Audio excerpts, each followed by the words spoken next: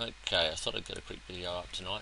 I'm going to try something different this week. I'm going to try to speed things up a little bit so I can try and get a video done a little more often and hopefully a little more quickly so it's not so intensive on my time. So I'm going to do something like 5 charts in 5 minutes or something like that. We might try 10 charts in 10 minutes, but I'm going to do 5 in 5 tonight. I've downloaded a bit of a timer and I'll see whether I can fly through some charts and give myself a time limit so I don't ramble on too much. Right, so I'm going to start this thing right now. I'm giving myself 5 minutes.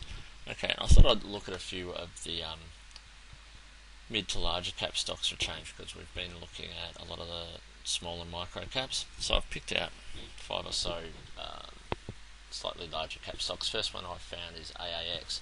Nice uptrend starting to form here since the sell-off from April onwards, and starting to come up here towards res. So res is 334. I'll be setting an alert probably for a break on the close there because it spiked and closed back at res. So 326, closed today at 325. So it's pretty much right on there. So I don't think I'll even set an alert. I'll just watch this one in the morning.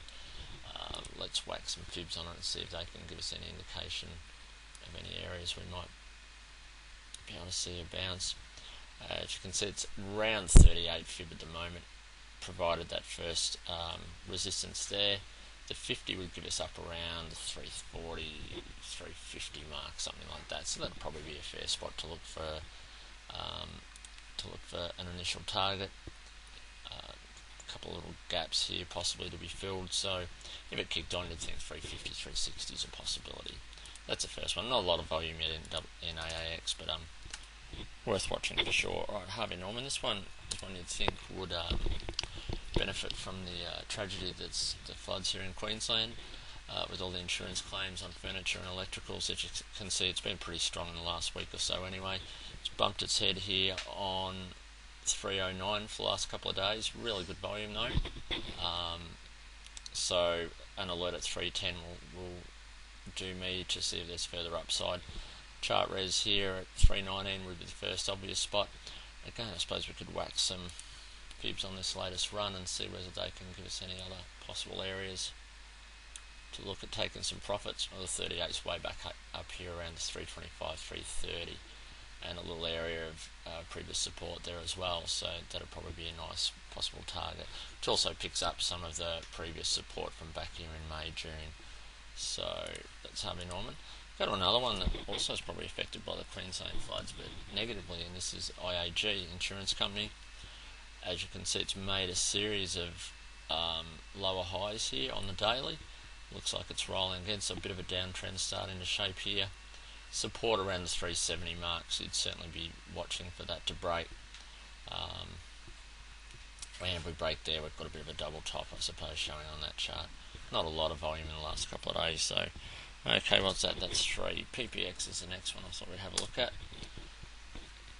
Looking to break from this bottom basing period here.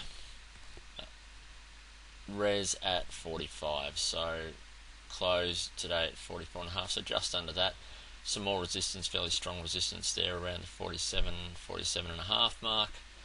Bit of a slow mover, but looks to be slowly rounding here on this base, so if you're aggressive, you could probably look to buy the break of 45, or you could hold off and look for this 47.5, 48 break and see if you can get some bounce from there. Okay, and one more SHL. Had some news of some acquisitions, I think, today. 3 synergistic acquisitions in Belgium and the US, and broke this $12 res. It had stuck its head over there a couple of times in December, but hadn't closed above there, and closed today.